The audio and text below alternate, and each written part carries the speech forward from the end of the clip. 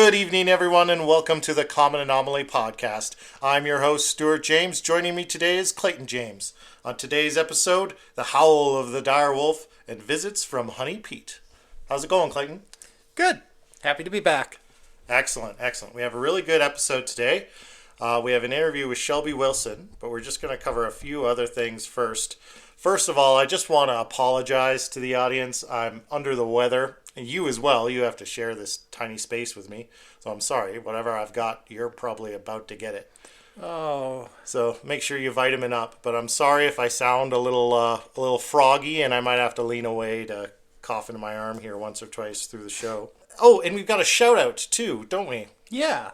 So we've been playing around with some merch towards the end of last season. We haven't really flushed it out. We tried some t-shirts. Those didn't really work out, but we've got these cool hats, these embroidered patches that you can put on Velcro, and those are pretty cool. Hey, I like them. Yeah, and we've handed it out to a couple friends of the show, and you've got one, I've got one. I give one to Iam. But we've got one left over because we just kind of were sampling different stuff, right? And we thought about maybe we'll do a contest, but I think we've got a fan in mind that's just kind of been a really big supporter of the show since the very beginning. And I mean, we've got lots of close friends and family that support the show, but this person in particular is really kind of latched onto the show and is really enjoying it and helping us promote it to her friends. I think she's our number one fan. Our number one fan, yeah. So, Jez Winder, we're gonna get you a hat. So, congratulations. I hope you like it. Please wear it and tell all your friends, which I know you've already been doing. So, thank you very much for that support. But yeah, we'll just that's a freebie. That's a freebie. I don't think we've got enough following to do contests yet. And plus, our luck, it would be like that one guy in Romania who's listening that would win the contest. Yeah, we'll have to go half and half on the shipping. Yeah.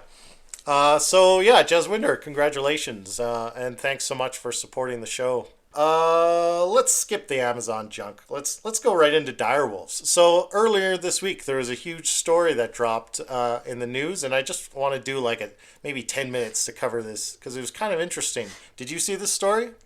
Yeah, I was reading all about it this week. The direwolf, they've used some Jurassic Park-like technology to unextinct the direwolf. Unextinct. They're using the word de-extinct, which whatever. I think that's just everyone's saying that because that's what came out in the press pack, I think. I am not a fan of that term. I think they really got to find a better term. But yeah, this is kind of exciting stuff. The direwolf is a sub-genus species. I don't know how to classify those sorts of things of wolf that hasn't been around for some 13,000 years. And now they're back. Yeah, it's like a gray wolf, but like 50% bigger. Yeah, bigger, more muscular, and kind of like a shorter snout, that sort of thing, right? Yeah. And so this was accomplished by a company, Colossal Biotech. Yeah. So immediately I looked at this because these stories are kind of cool. These are the same people that are trying to bring back the woolly mammoth as well as the dodo. I forget what else, but this is basically the purpose of this company. But really, we have a massive divide happening in the world about this announcement. Some people saying it's a massive exaggeration, and other people just really celebrating the fact that this accomplishment that we've brought back these wolves into the world. What do you think about that? Or what do you know about that? What I think about it, I was immediately thinking back to your talk about Madame Blavatsky and her... Blavatsky. Yes. Her prophesizing back in the 1800s about human beings monkeying with nature. I wonder about the ethics of resurrecting an animal that's been extinct for tens of thousands of years. What kind of place would it have in the world now other than in captivity? You can't just release it into the wild. It would ruin the ecosystem. Well, I believe the plan is for reintroduction or rewilding of these creatures to improve the ecosystem. Yeah, but we've tried that before, like in Yellowstone. Yeah, in Yellowstone, wasn't it a massive success? No, didn't the reintroduction of wolves help the entire reintroducing the wolves? Because what they originally did is they got rid of the wolves in Yellowstone. Because they were, they were preying on, the other herbivore animals that lived in Yellowstone. They said, well, let's get rid of the wolves of Yellowstone.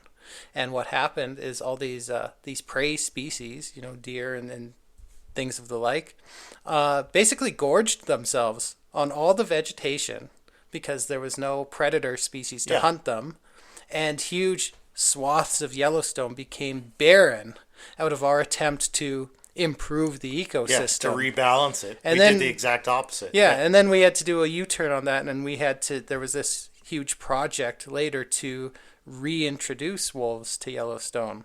Things only improved when we undid our original monkeying with the ecosystem. Mm-hmm. I see. That's a good point. Yeah, I mean, the first thing that popped into my head was the ethical question. Natural systems are extremely complex. We don't exactly know what we're doing, and we can't really predict all the knock-on effects of something like reintroducing a species that's been gone for tens of thousands of years. I think it's a little reckless, if you ask me, but these people seem quite confident in what they're doing. I do want to address just really quickly the skepticism of it, which I feel like is very much rooted. I feel like there is a bit of sensationalism going on here. These aren't really dire wolves. No, they're hybrids. Yeah, they've taken genetic material, analyzed it, and basically used CRISPR to make some alterations to gray wolf DNA. And they've also spliced in some dog DNA in there as well to create a cohesive kind of genetic strain with some alterations which they hoped would mimic the characteristics of a dire wolf. So the size, color of the fur and all those characteristics to be something close to resembling a dire wolf, but it's not literally a recreation. Functionally and in appearance, it's a dire wolf, but there's no direct lineage back to a living dire wolf. Of course not, aside from the fact that you're already using species that are closely connected. Yeah. So in that case, you could make the argument that close is close enough. But again, I question the motivation. I mean, it sounds very altruistic, but I wonder why. What's the point of going so far back in time and just throwing these new species? It feels more like we're going to do it because we can, and here's some fluffy motivation we can put behind it to make it seem altruistic. That's my hot take on it. Well, I think, there's a lot of species that have gone extinct or on the verge of extinction because of us, because of humans. I think a great use of this technology would be, not resurrecting dire wolves, but what about the red wolf? The red wolf, which has been driven to near extinction by human beings. I think there's only like a dozen of them left in the wild. They're, inches away from extinction because of us. Yeah. I think the best ethical use of this technology would be saving species like that, not the mammoth, not the dire wolf, who had their time. Yeah, and are so long gone from our ecological system. Completely disconnected from our ecosystem. But as for the why, did you know that this project received massive funding from the CIA? I did not know that. No. Susie actually pointed that out to me. She was reading on it, so I immediately followed up with that. So this company, Colossal Biotech, they get their funding from the CIA? They get funding from numerous sources, obviously, but the CIA dumped a massive amount of money into this project. Why?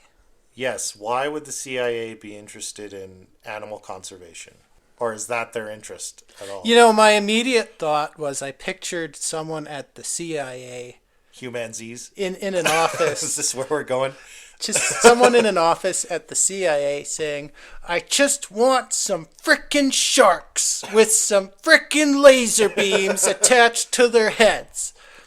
But Humanzees, it's interesting. It made me think of that episode of Conspiracy Theory with Jesse Ventura. Yeah. Did you ever watch Conspiracy Theory?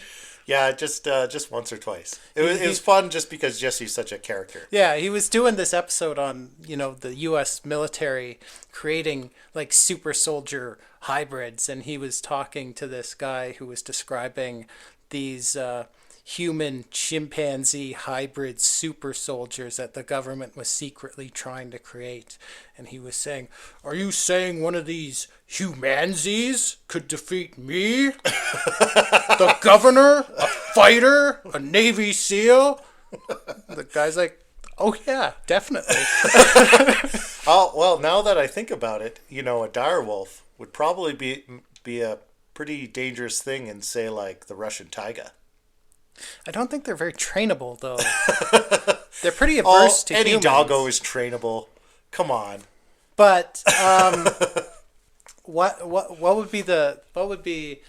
I don't think the CIA was necessarily interested in dire wolves specifically. Probably not. But they could probably do some pretty colorful things with the underlying technology. Yeah. Just bioweapons, just germs. One theory that came up as I was looking into this was basically geopolitical leverage. I was saying you couldn't reintroduce a species that's been extinct for tens of thousands of years without it completely throwing off the balance of the whole ecosystem. But what if you were to intentionally do that on an adversary's territory? To create ecological disruption. Yeah. Right. Yeah, it seems like an odd way to go about it, but that's an idea. I mean, I'm sure they'll take whatever they can get in terms of options for ways to attack an enemy. We know the intelligence infrastructure throws money at all kinds of different directions. I can see why it'd be interesting, but that's an interesting connection. I didn't know about that one. But, there's also the angle, like you said, like genetically modified super animals. Not necessarily dire wolves, but I'm sure they could create something with the underlying technology. Well, it's sharks with laser beams on their heads. It's a proof of concept, right? Yeah. It's a proof of concept. Then you can create other kind of... Maybe the end intent is actually to modify human beings and augment human beings. Super soldiers. Super soldiers, yeah. Yeah. So much of, military stuff is going towards robotics now. They've got this robot dog with machine guns mounted on it or drones that they'll send into battle. But you think one of those robot dogs probably costs a few $1 million to manufacture. Yeah. And it gets just taken out by an improvised explosive device, and it's gone. But think if you've got the technology there and you've bred this species, let's say you breed this very, very strong, very muscular, very fast, very aggressive animal that's trainable, and you could train it to fulfill the same function. It's like Solomon's orcs in the Lord of the Rings. Yeah, exactly. Oh, scary stuff. I feel like this went down a really crazy rabbit hole. Very quickly. I just wanted to talk about cute doggos. They are adorable. Yeah, you watched the video? They are adorable. They do look very sweet. Yeah, they do look very But they're going to grow to be very big. Yeah, it does look like they'll be quite big. So interesting story to follow. I'm curious to see where it goes. But yeah, maybe the announcement, a bit sensationalized. I wonder, are they publicly traded? I wonder if it was all just to boost their stock position. I'm not sure. I think everything around this would be worth going into deeper on like a full-length episode at some point. Yeah, I feel like this is kind of the tip of a much larger iceberg that maybe we should dig into on another episode. But it was interesting to know that the CIA had its hooks in this. Mm-hmm. The CIA, I wonder what they get up to. That's worth an episode. Just an episode on the CIA. Oh yeah, that's a can of worms for sure. Yeah. Okay. All right. So why don't we that's enough of that. We figured out that's got to be a whole other episode. Every time we try to do a 5-minute topic, it turns into a snowball that gets out of control. We'll add it to the list. Yeah, we'll add it to the list. But yeah, so I wanna transition into our main story for this episode. So while you were away riding horses in Montana or whatever you're doing, having fun a couple weeks ago, yeah. I was up here working. And so I've been trying to connect with Shelby Wilson to do an interview. Basically, since starting the show, she's and I'll just want to give her a proper introduction because I didn't do it in the interview. So Shelby works with IAM on film production, and she's She's a local Calgarian, and she's got a band named Wilson Avenue, and they've actually got a single out called "Coming Home," which cool. you can. I'll link to her website or the band's website in the show notes, so you can look it up, have a listen to the song. It's really quite good. And so when I started doing the podcast, Iam had mentioned me. Oh, you should talk to Shelby. She's got this really interesting story of kind of some poltergeist activity, encounters with ghosts. Mm-hmm. It's almost like a real life Sixth Sense story, where she sees ghosts that kind of follow her around in her life, and it's kind of caused some disruptions in her life. I'll bet. Yeah, and it sounded like a really cool story, and so we kind of went back and forth through IAM for a couple months trying to arrange something. It never happened because they're working in set deck on film productions. I believe they met working on The Last of Us. Oh, cool. Yeah. And they've worked together on a couple projects, and Shelby's right now working on Billy the Kid production. And it's just, I've seen the schedule IAM gets on when you're on film production. It's like 14 hours a day, 6 days a week. Yeah. It's grueling. So it's hard to have a life outside of that. And then you might go months without any work just because production stops or it's between seasons or whatever. So it's a very feast or famine kind of industry. So the stars just kind of finally aligned while you were away, and I was like, "This is great. We can meet up, do the interview, and then we can incorporate that into the second season." So yeah, so that's Shelby Wilson. In a nutshell. And yeah, why don't we just dive into the interview because it's a lot of fun. All right. Good evening and welcome everybody to the Common Anomaly podcast. I'm your host, Stuart James. Joining me today, we have a special guest, Shelby Wilson. Shelby, welcome to the show. Hi, thank you so much for having me. I'm excited No problem. to be here. Welcome. Oh, somebody just dropped something upstairs. That's okay. I'm sure she's fine. Okay, so you're joining us today because you're an experiencer. I am. So, just in a nutshell, tell me about your experience. Oh gosh, in a nutshell.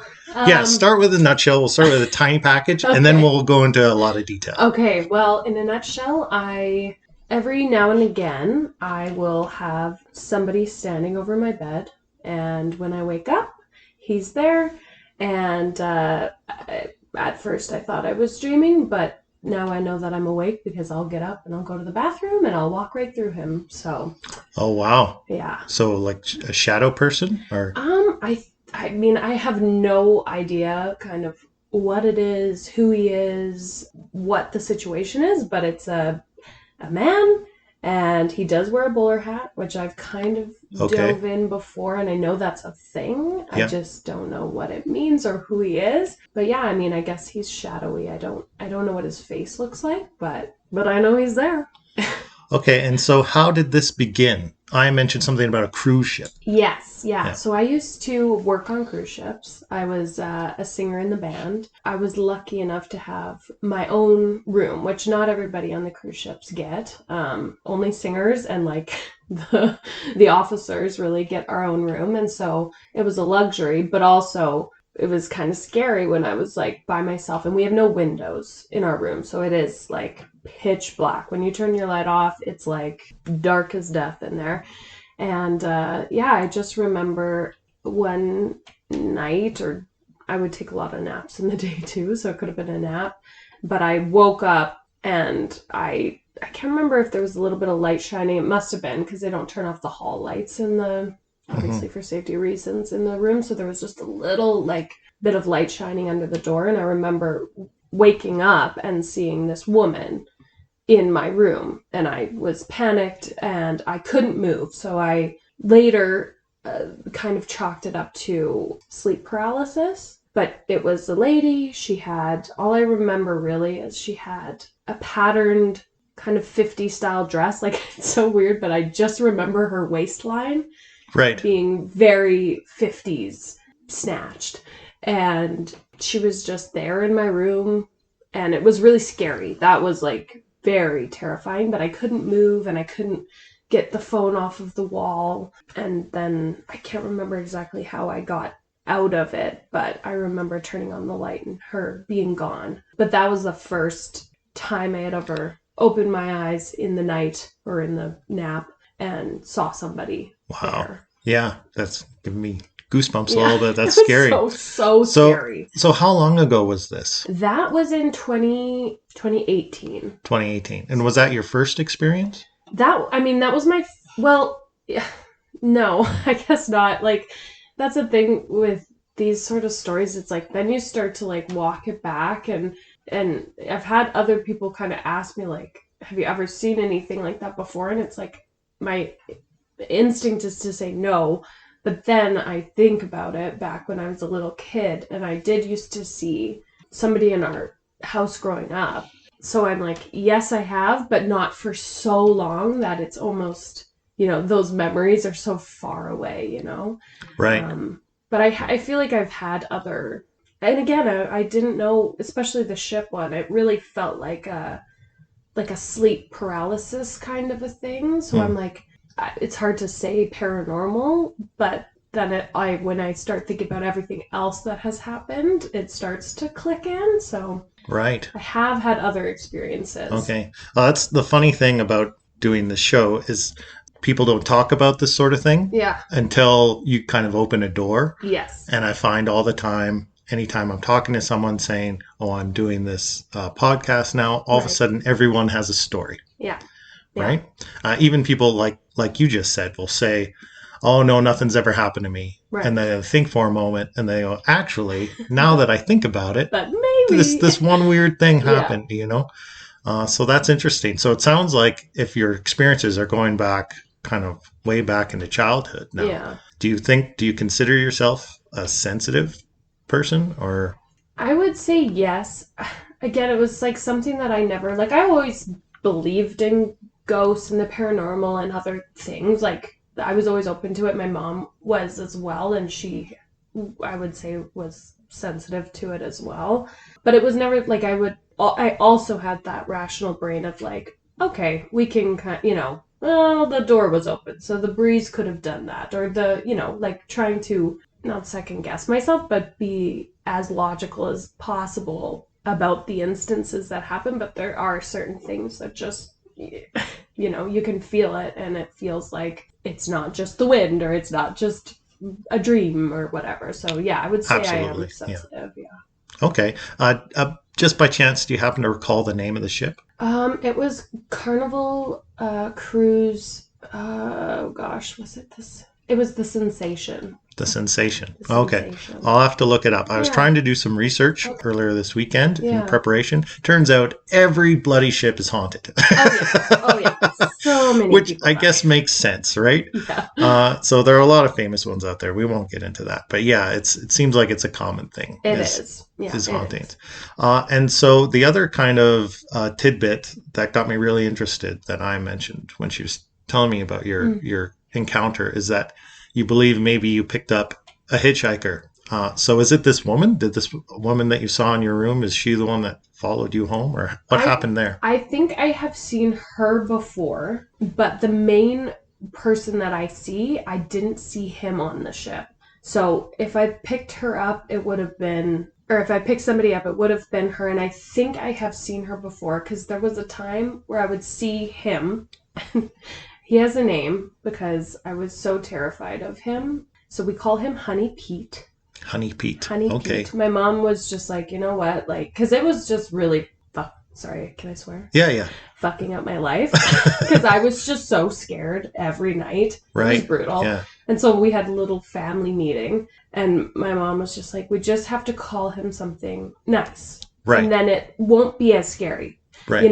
It's like the looming black figure in the corner is scary. But if it's Honey Pete, it's not so scary. It's just him. So he is the one that I have seen consistently. But there was one night where I saw a group of people, and I believe the lady from the ship was also there that night. So I don't know if she hitchhiked with me or not, but I do believe I've seen her more than once. So how long was your tour on the ship?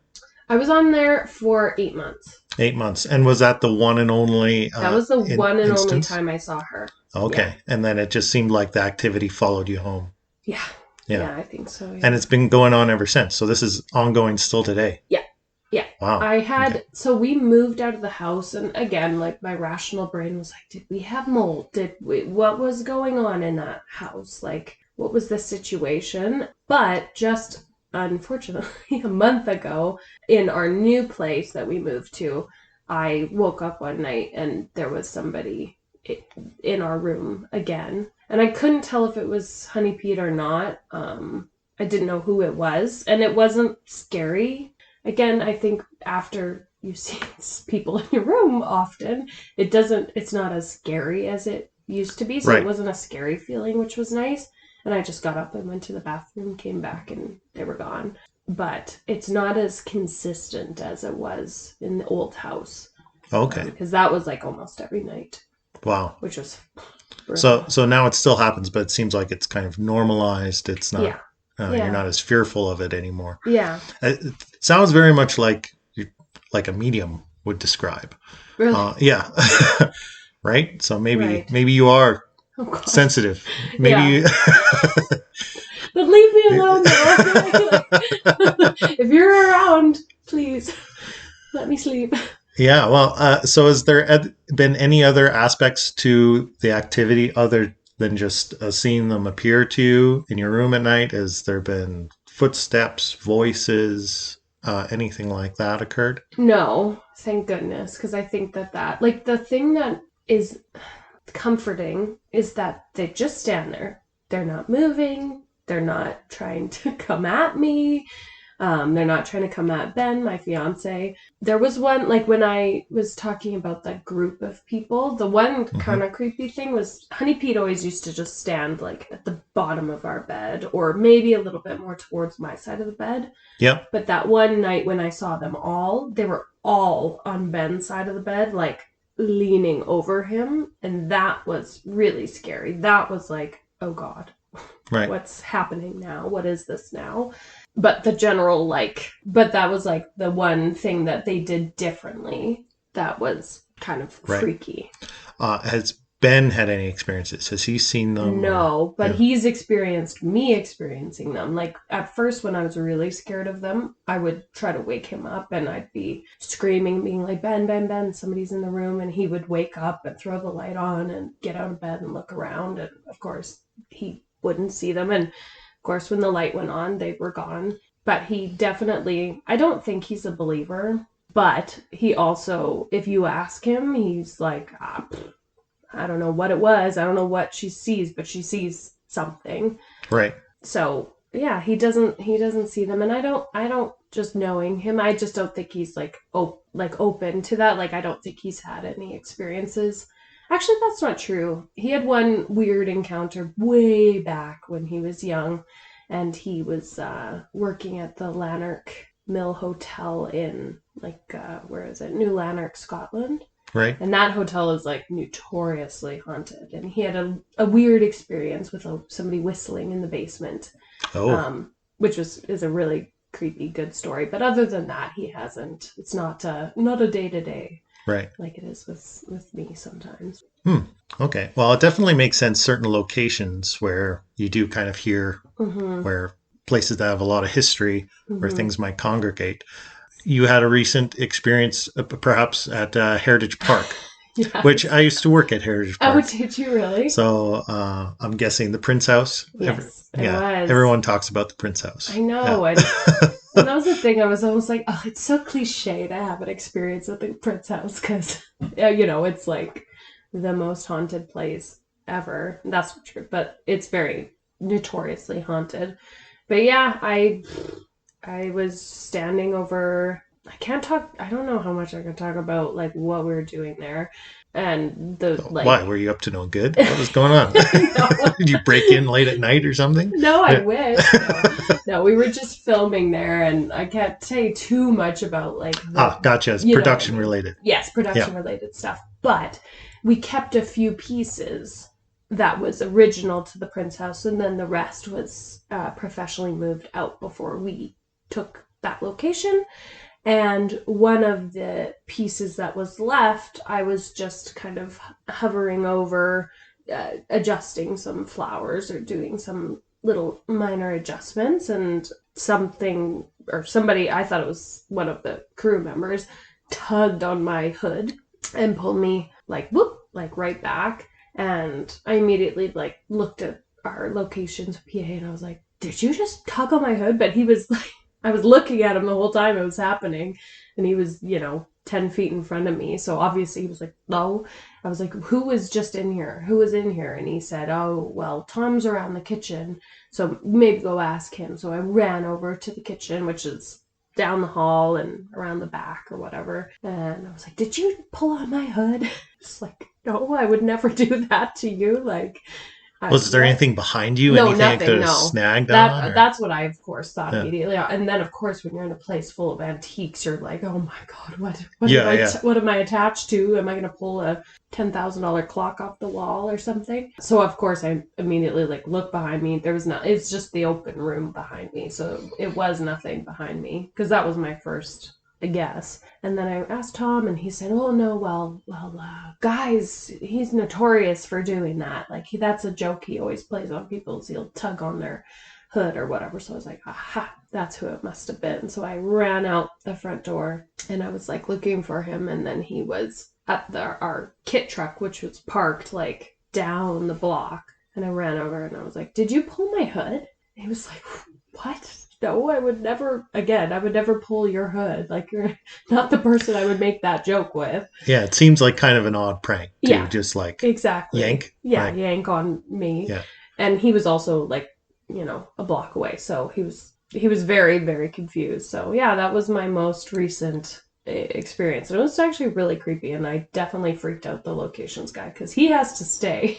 Right. Once we're out, we go home. But he's got to stay with the location for a while. So I was like, oh, he's probably scared now. Okay, so it sounds like, I mean, that's a little more interactive than your other experiences. Very interactive, yeah. But maybe if you're a little sensitive in a location that maybe has a lot of history and there's other entities around, maybe you're open to more interaction than the average person. Yeah. So being kind of an experiencer for such a long time, have you ever looked into this at all? Have you ever tried to research what's going on or try and remedy it in any way? I mean, I think the strategy of naming it and naming it something kind of lighthearted and friendly is probably a good strategy. But have you done any kind of looking into what you could do to remedy this? I mean, do you want to remedy it? Maybe talk about that.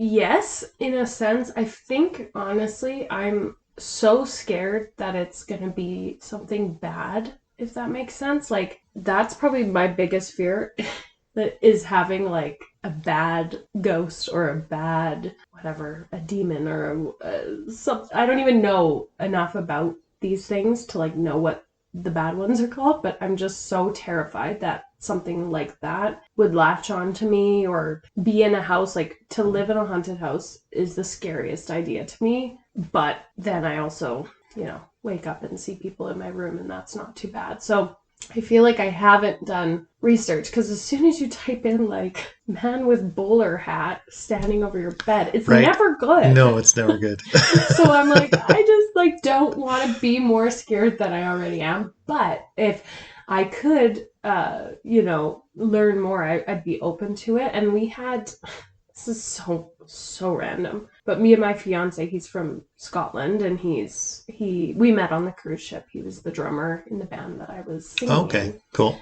And so we did a last contract together. While we were there, we were applying for a working holiday visa, and he got it, which was exciting. So he lived here for 2 years after the ship. And then we were applying for his permanent residency, because we were like, all right, we're going to do this. Let's keep the dream alive. So we hired a lawyer, an immigration lawyer, to help us out, because the process is a nightmare. And I think it was our first meeting with her in person. She wanted to do, like, a little interview with us about just who we are, because basically her job is to, I can't even remember, like, with the immigration officers, her job is to plead our case as a couple and basically be like, this is a real couple, they really love each other, they're after the right things and all that kind of stuff. So she's like, I want to be able to know who you guys both are and know your relationship, like, well enough that when I get in front of this officer or whatever, or send the email or whatever she does,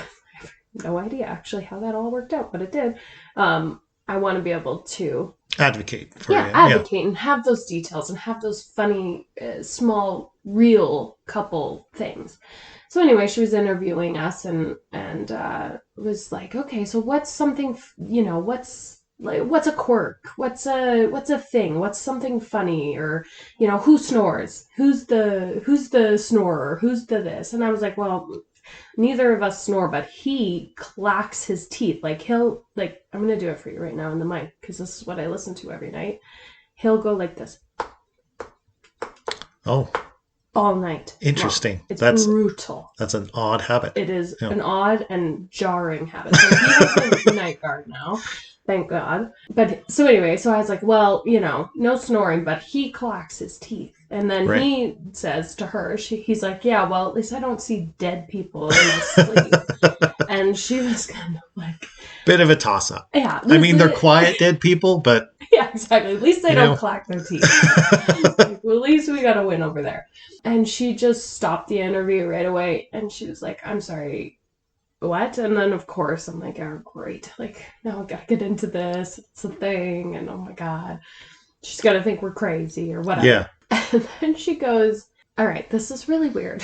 But when I'm not a lawyer, I'm a Reiki master. Oh. Which I don't even know what that is. I still don't. Again, I think I'm like averse to like learning things about this situation. Yeah. I just don't want to know more. But she's like, I'm a Reiki master, and that lawyer / Reiki master. Hey, yeah, that's a new one. That is a new one. And she was like, I'm just gonna put a pin in this because that's very interesting, and I think I might be able to like try to shed some light on this. Right. And then I was like, oh my God, okay. So then we did this thing and we closed our eyes and we held hands and we did this thing. And she kind of like walked us. I can't even really recall exactly the steps of it. She kind of, what she gathered and what she felt was like, and because it was happening right then, I was like smack dab in the middle of like the most that I was seeing them and him and all that stuff. So it was very fresh. And she said, I think that this is a really stressful time for you. I think you're under a lot of stress. And I think that these people are, what she said was my ancestors coming to watch over me at night during this period. So that was interesting. And of course, like my mom's adopted, so we really don't know anything at all about her side of the family. So I just like my ancestors, I don't even know who my grandparents are on that side. So that was never a thought in my brain. And I was just, what I really wanted after I found out she was a Reiki master, which again, I don't know what she does exactly, like what their, thing so is. Did she like provide you with any credentials of being a Reiki master? Or is she like self-styled cereal box Reiki master? No idea. But, was this the one and only treatment, or was there follow-up treatments? No, that was the one and only. It was a one and done situation. But she did give me good advice, and it did work. What she said was, you need to, basically she's like, do you feel comforted by them being there? I'm like, no. Yeah. Like, it's scary still. And I was like, I just want to know, and whether you can provide this information or not, I just want to know if they're good or bad. Like, I think that they're good because my instinct when I'm it's jarring that I see them, but I'm not scared of them. You don't feel threatened. No, and I'll just get up and go pee and walk right through them and then come back and they'll be gone and it's no big deal kind of a thing. So my inclination was like, I'm not scared of them, but I was like, God, if it's a freaking demon or something, tell me. And then I'll go and, I don't know, I'll move or I'll get up saging or something, which again, I don't know if that's right or if that's a real thing that happens. I don't know. But she seemed to think that it was good and that they were just there to support and they were there because I was under a lot of stress and they wanted to help. But she said, like, obviously it's annoying to see them and it's scary and jarring and it's weird. She said you should, when you see them, you should say, thank you for, I can't remember, this is not verbatim, but like, thank you for being here. I appreciate you protecting me, but I don't need you anymore. And she's like, just say that to them when you see them, and they should get the hint and leave you alone. And I did that, and it worked, and I didn't see them for a long time. Like, I Wow. hadn't seen them since, like, until, like, a month ago when I saw the person in my room in the new house. So Yeah. whatever it was, it worked. So, Oh, excellent. yeah. That's really cool. No, and that lines up with from what I understand. And I am by no means a Reiki master Okay. or any sort of expert, Yeah. but I have kind of followed this sort of story for a long time. Right. And a lot of what you're saying does kind of line up Mm. with other accounts and other things I've heard over time. Okay. I knew a guy way back when I was still in college, so a long time ago. And he was he didn't describe himself as a medium, but he's someone who just said he was very sensitive Right. and saw entities and spirits very much the same way, but he could see them all the time. Okay. And he said, and this lines up with other accounts and research I've done, is that most people have a group of anywhere 3 to 5 up to a dozen entities that are basically attached to them Okay. or follow them around everywhere. And yeah, a lot of the times it is ancestors. Okay. And a lot of the time it's people that maybe just aren't aware of the fact that they've died. Oh. If they've died suddenly, and very much in the Western world, death has become very taboo, and we don't psychologically prepare for death in the same way. Right. It's not like we live in a very atheistic, secular culture now, Right. and so we don't have the same traditions that maybe we would have a couple hundred years ago around preparing yourself for death and the level of ritual in terms of guiding people on that tradition, Right. or on that transition, rather. And so sometimes people die and they're confused about it. They may think that they're still alive, and they kind of just fall into habits, and they might gravitate towards people that are open or seem familiar to them, and they just kind of hitchhike. Yeah, they kind of latch on and they go along for the ride, and they're not possessing you. Right. Some of them might influence you in some kind of way, but a lot of them are just kind of trying to find their way Right. and just gravitate to something that feels familiar or good. Right. And definitely if someone's sensitive, or heightened stress is a big thing as well, where you'll see kind of paranormal activity or poltergeist activity happening. It's usually around people that have suffered trauma or are in heightened states of emotion, that sort of thing. But yeah, there's this potential, I guess, that we all have a little group of spirits or souls or entities that come along throughout our entire lives. And yeah, very much what I've heard in terms of if this is bothering you, if you want to remedy this situation in your life, you're having experiences you don't want to have, one is just to ignore it completely, because it can kind of feed on attention, especially if it is a negative entity. Yeah. It'll feed on the fear. It'll feed on the attention you give it. Right. Right. So 9 times out of 10, if you just ignore it, pretend it's not going on, it'll just dissipate. Think about it, if you have an interaction with a human being you don't want. It's the same kind of strategies. Right. If someone's harassing you on the street, don't make eye contact, keep walking. Keep going. 9 times out of 10, that'll do it. They'll move on to someone else. Right. If that doesn't work, and if it does feel negative and hostile, next step is confront it.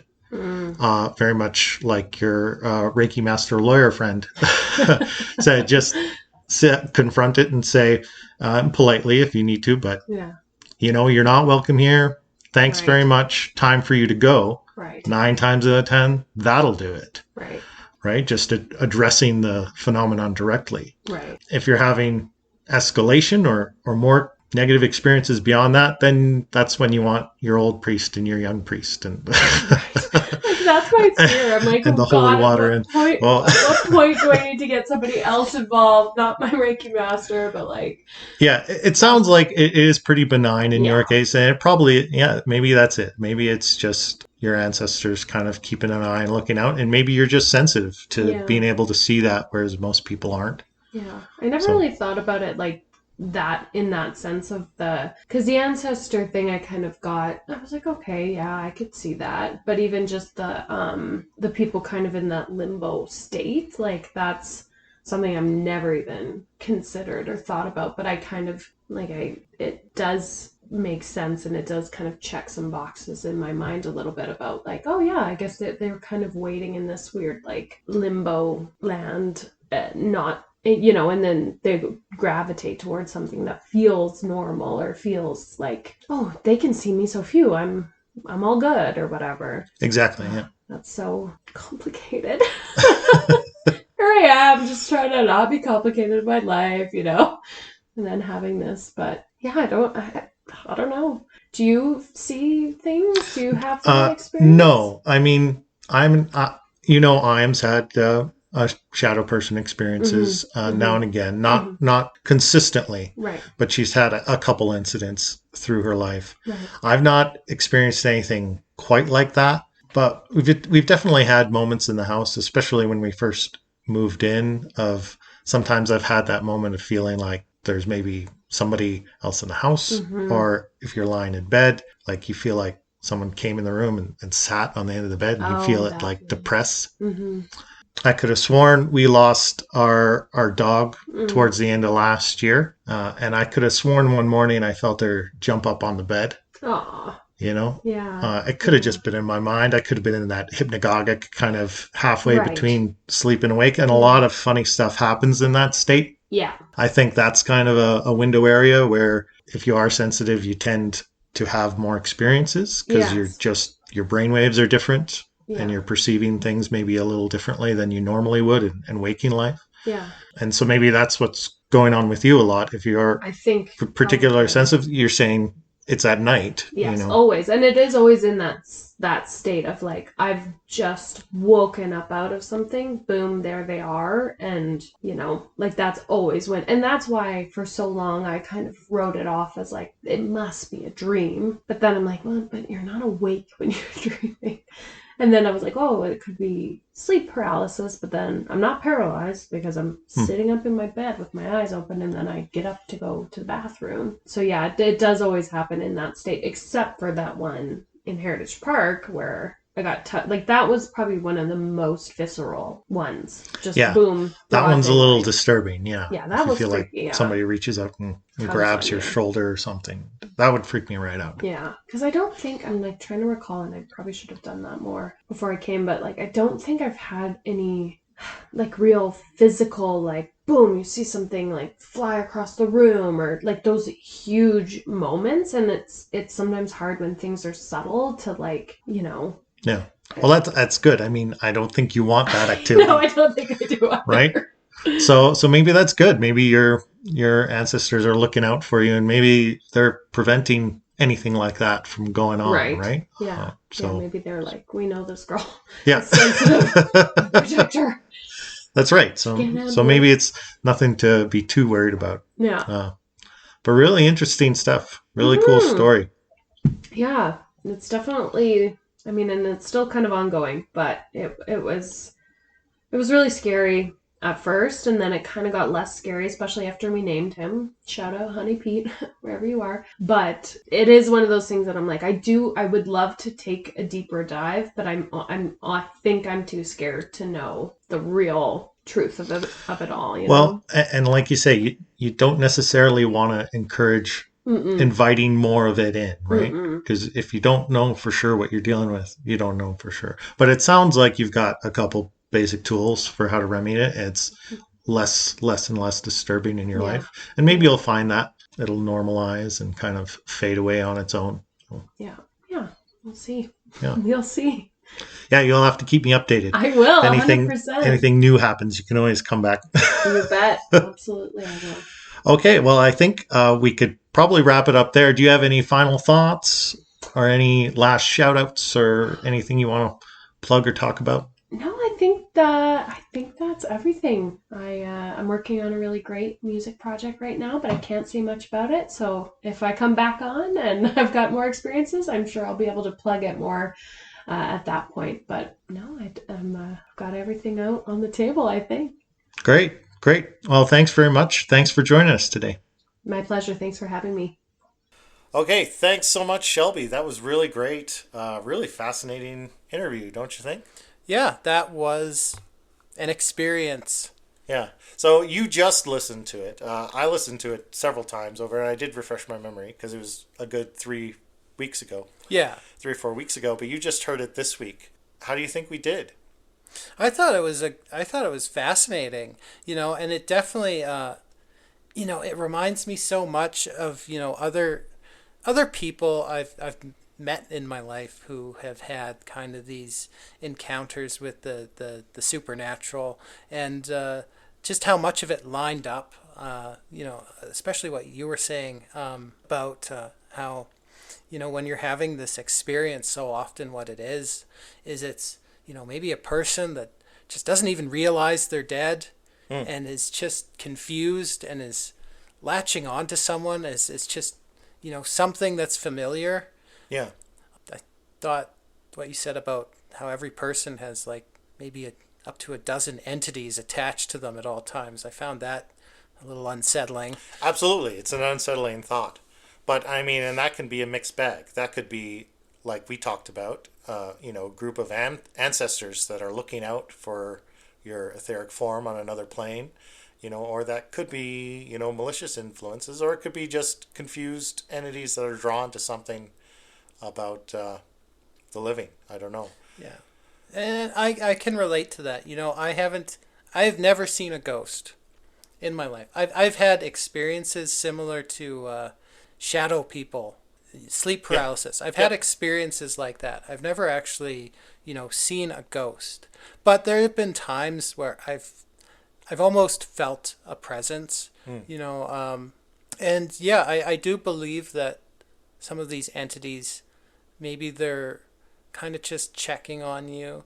I had a friend, a very close friend of mine who passed away 5 years ago, and it was a very difficult experience because, she was, younger than me, like just so young. It's tragic that happened, and that was a very difficult experience because someone I've known for pretty much, half my life, and we were very close. But there have been times over the past few years where I almost feel like she's watching out for me. I've felt that. Just odd things have happened in my life. Like little synchronicities Yeah, or signs and dropping. I don't want to get too specific about that.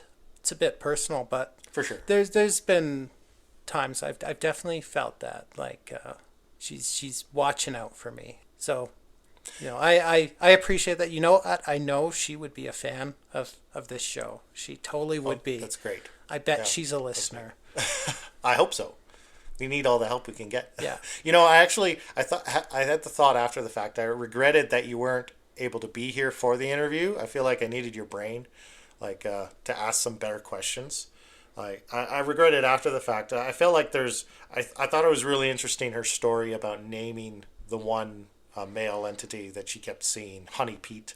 Yeah, I feel like there's a story behind that name. Yeah, it occurred to me after the fact and I was regretted that I didn't question or dig into that because it feels like, how did you land on Honey Pete? Is Pete maybe a relative they thought it was? That it could be representing. Yeah. And I thought, great strategy. If there's something disrupting your life and you're scared of it, you don't know what it is, to give it kind of a friendly persona to try and take that fear aspect out of it. I think brilliant strategy. Yeah, just a cutesy name. Yeah, right? It kind of gets your own emotional attachment to those events under control in a kind of subconscious way. So I thought that was a really cool strategy, and so that's mostly what I was thinking about. Even just giving it a name. There's a very old belief. I don't know. In fairy folklore and stuff, Yeah, right? About the power of names. Yeah, I don't know where exactly it originates, but there's many kind of variations on it. Like anything magical or supernatural, if you can give it a name, put it into words, you're taking some of its power away. Name it and claim it, as it were. Yeah, you gain some degree of control over it by Yeah. having that power of the name. Yeah, interesting. Interesting. So, but I thought great strategy, and I thought it was a really interesting point in her story where this activity was so disruptive in her life, in her household, that they had to hold a family meeting about it to discuss what was going on and how they were going to deal with it. Because you got to think it's got to have escalated to be pretty disruptive at that point. Like how often, oh, you live alone, so you don't have family meetings.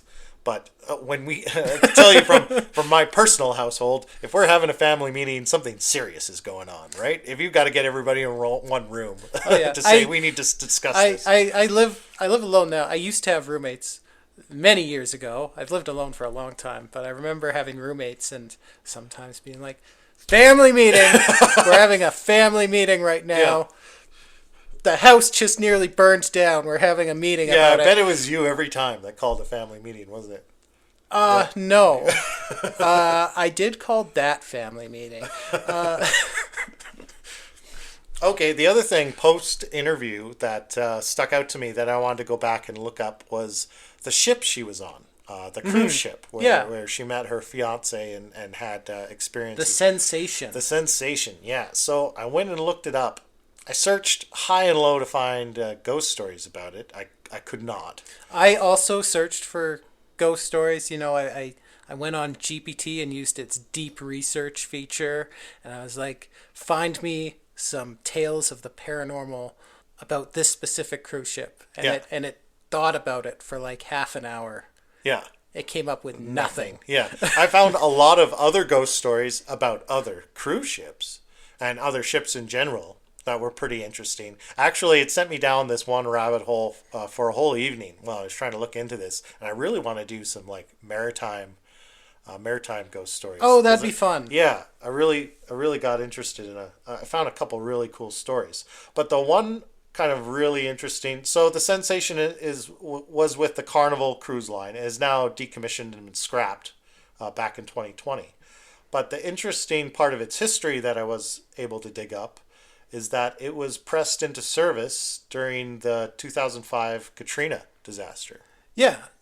I saw that part too. So it was providing transport and housing for relief and for survivors and that sort of thing. And so that jumped out at me as a potential source of, because hauntings and poltergeist activity, there's usually some connection to high emotions or traumatic incidences. Yeah. And I guess the thinking behind that is that those elevated human emotions kind of leave an imprint on objects or places, and that's why you get hauntings. Yeah. So I thought that was really interesting that there was that piece in its history where it was involved in this massive disaster where what was it? I had the number here. I think it was 1,390 something persons died in the Katrina disaster. Yeah.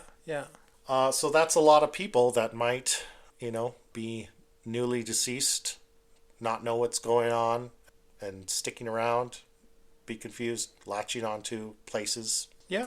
I don't know. I thought it was interesting. But yeah, I couldn't really find anything else on the ship. No, it's been decommissioned now. I understand. It's been decommissioned for scrap pretty recently. So yeah, 2020. We can never book a cruise and do a ghost hunt on it. And do a ghost hunt Yeah. and check for spirits, Yeah. unfortunately. That's too bad. Yeah.